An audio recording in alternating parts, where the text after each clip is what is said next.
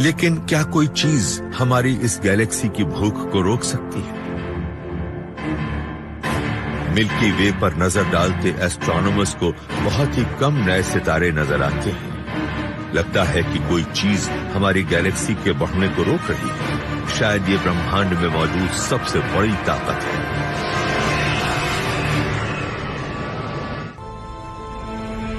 Milky वे शुरुआत में छोटी थी, लेकिन अरबों साल के दौरान इसका आकार बढ़ता गया है। आज इसमें 200 अरब से ज्यादा तारे हैं और वो बढ़ते ही जा रहे हैं, लेकिन बढ़ने की रफ्तार अब धीमी हो रही है।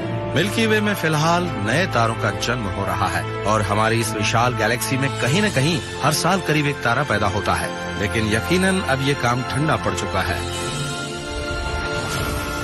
अतीत में मिल्की वे में बहुत ज्यादा तारे बनते थे, लेकिन अब क्या बदलाव आया?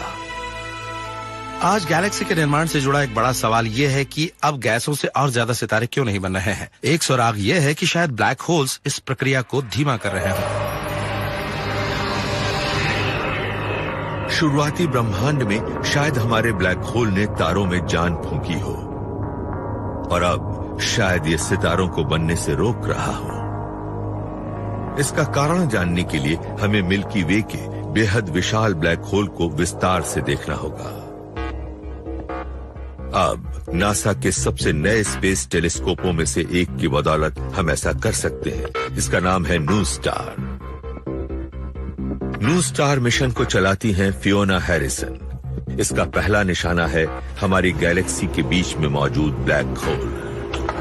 न्यू स्टार सबसे ज्यादा ऊर्जा वाली ऐसी एक्सरेज को देख सकता है जो धूल और गैस के पार निकल जाए। इसके जरिए हम इस ब्लैक होल का ये नजारा देख सकते हैं। न्यू स्टार का एक्सरे विजन सिर्फ सबसे उथल पुथल भरी घटनाओं को ही देखता है। ब्लैक होल की हरकतें दुर्लभ ही दिखती हैं, लेकिन न्यू स्टार की किस्मत ने साथ दिया।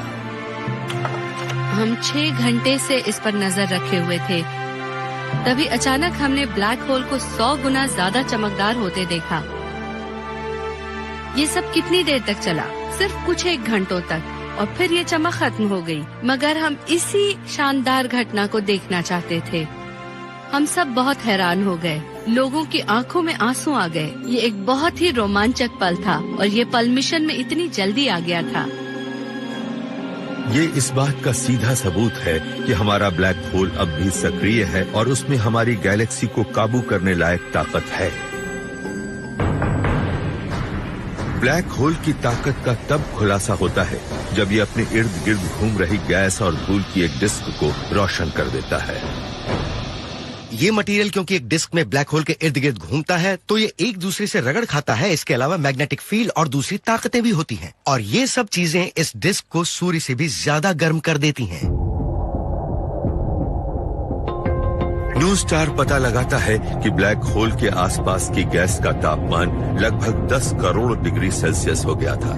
ये सूर्य की सतह के तापमान से 18,000 गुना ज्यादा गर्म है। ये बेहद गर्म गैस सितारों के निर्माण के लिहाज से एक बुरी खबर है। सितारों के निर्माण के लिए गैस का ठंडा होना जरूरी है। ऐसा इसलिए क्योंकि गैस को बहुत ज्यादा सघन होना चाहिए, तभी गैस किसी ऐसी चीज में कोलैप्स कर सकती है जिसके बीच वाले हिस्से में न्यूक्लियर फ्यूजन होने वाला हो। तो ब्लैक होल्स के आसपास वाले हिस्से क्योंकि बहुत ज्यादा गर्म होते हैं, इससे उनके आसपास की गैस भी गर्म हो जाती है, जिससे गैस को सितारों में बदलने की उनकी काबिलियत पूरी तरह सीमित हो जाती है।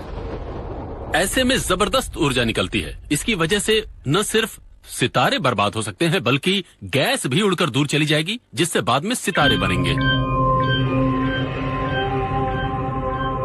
सितारों का बनना खत्म हो गया है। हमारी गैलेक्सी के जीवन के ऊपर हमारा बेहद विशाल ब्लैक होल गैस और धूल को इसकी तरफ खींचता है। ये चीजें किसी सितारे के बनने के लिए जरूरी है।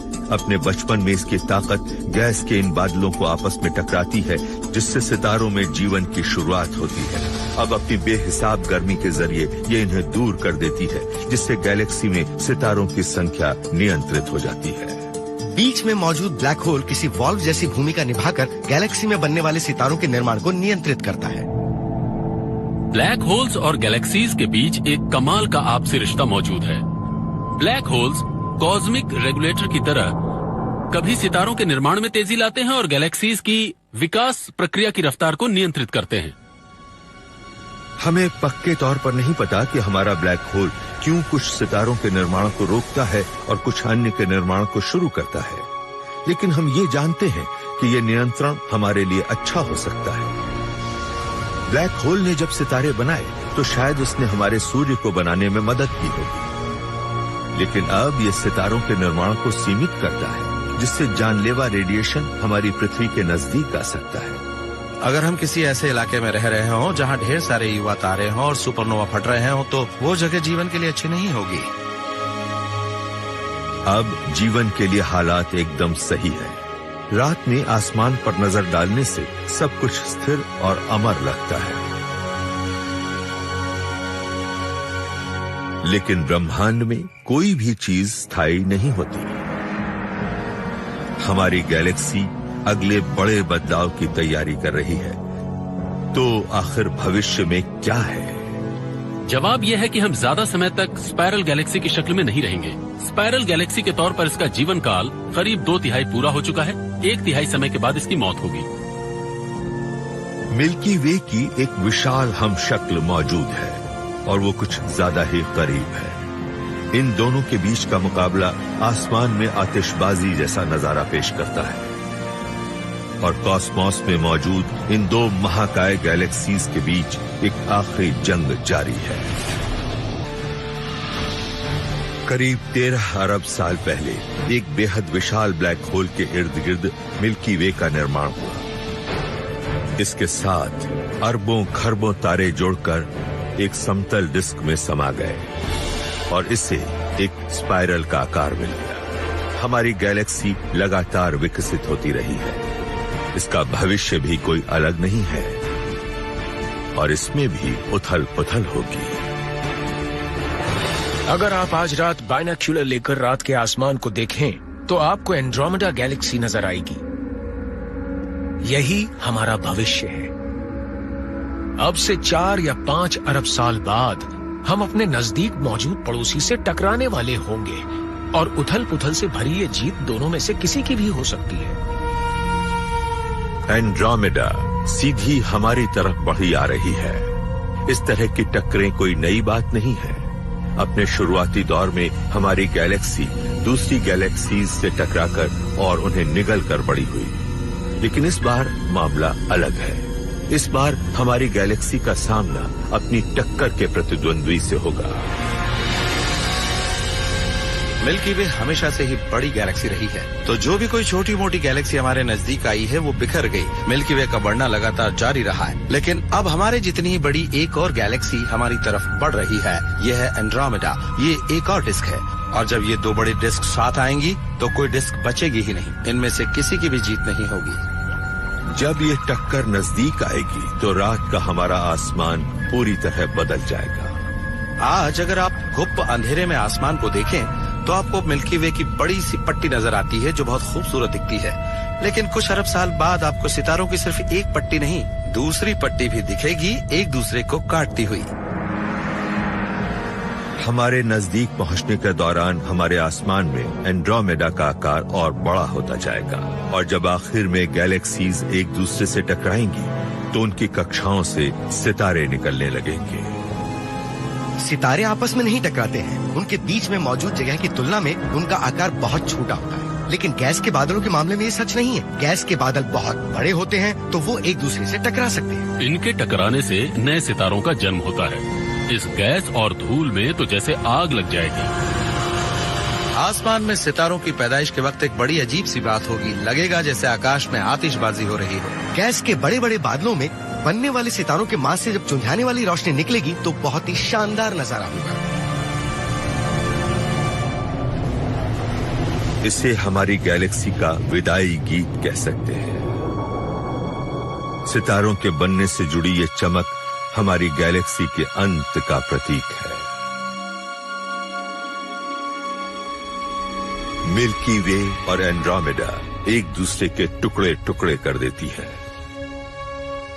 जब ये 2 चक्राकार खूबसूरत गैलेक्सीज एक दूसरे से टकराएंगी तो इनका सुनियोजित आकार बर्बाद हो जाएगा। और फिर शायद सितारों का एक बड़ा सा गोला बचेगा जिसे कहा जा सकता है एलिप्टिकल गैलेक्सी। इन दो गैलेक्सीज से तारों की एक गेंद जैसी बन जाएगी। आपको पट्टियां नजर ही नहीं आएंगी, पूरे आसमान में तारे ही तारे फैले होंगे। मिल्की वे और एंड्रोमेडा का वजूद खत्म हो चुका है। उनकी जगह बनी है एक नई आकाशगंगा, मिल्कोमेडा।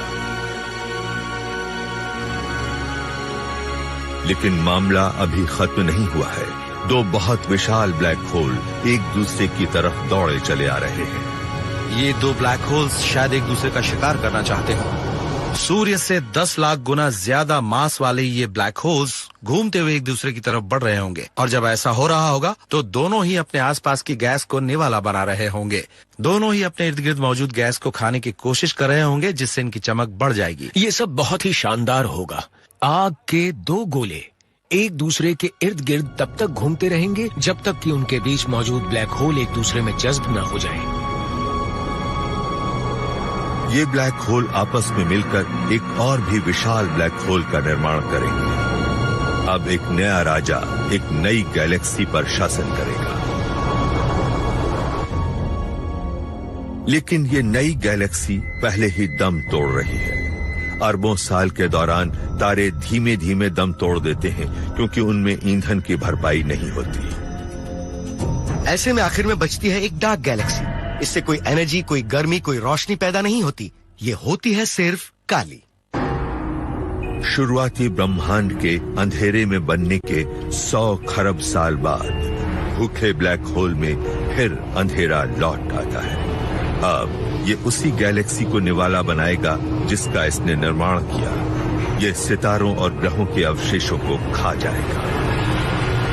सितारों की कक्षाएं खत्म होकर बेहद विशाल ब्लैक होल की तरफ गिरती जाती हैं, और फिर मिल्की वे जैसी गैलेक्सी सिर्फ एक बेहद विशाल ब्लैक होल बनाती है। साहित्य में शुरुआत और अंत हमेशा आपस में बंधे होते हैं। यही बात हमारी गैलेक्सी और ब्लैक होल के मामले में भी सच है। ये काफी हद तक मुमकिन है कि बीच में ब्लैक होल का निर्माण न होने से उसके इर्द गिर्द हमारी गैलेक्सी इकट्ठी न होती, इसके ऐसे गुण न होते। लेकिन भविष्य में हमारी गैलेक्सी को एक विशाल ब्लैक होल में समाना ही है। तो इस मायने में ब्लैक होल हमारी गैलेक्सी की शुरुआत के लिए भी जिम्मेदार हो सकता है, और ये यकीनन इसकी मौत के लिए भी जिम्मेदार होगा। हमारी गैलेक्सी कमाल की है। हम रात में आसमान में जो कुछ देखते हैं उसका श्रेय शायद हमारे ब्रह्मांड में मौजूद एक बहुत ही डरावनी चीज को दिया जा सकता है, यानी एक बहुत ही विशाल ब्लैक होल जिसने शायद हमारी रचना की है। और यही हमारी और ब्रह्मांड में मौजूद तमाम गैलेक्सीज का विनाशक भी होगा।